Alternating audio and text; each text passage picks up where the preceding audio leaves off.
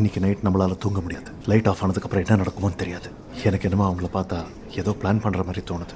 ஒருவேளை அவங்க நம்மளை தாக்கினாங்கன்னா நம்ம எல்லாரும் சேர்ந்து அவங்கள திருப்பி அடிக்கணும். ஏதாவது பிரச்சனைனா எங்கள் பக்கம் வந்துடு. சரி வந்துடுறேன். அங்கிள் தூங்காதீங்க. அங்கிள் உங்களை தான்.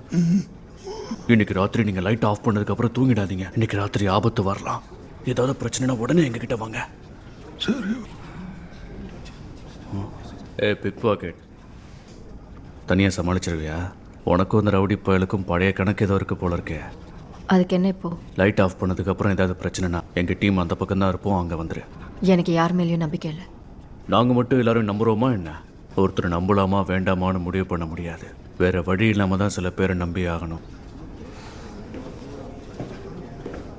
ஸ்பெஷல் கேம் இது கொஞ்ச நேரத்துல ஆரம்பிக்க போகுது.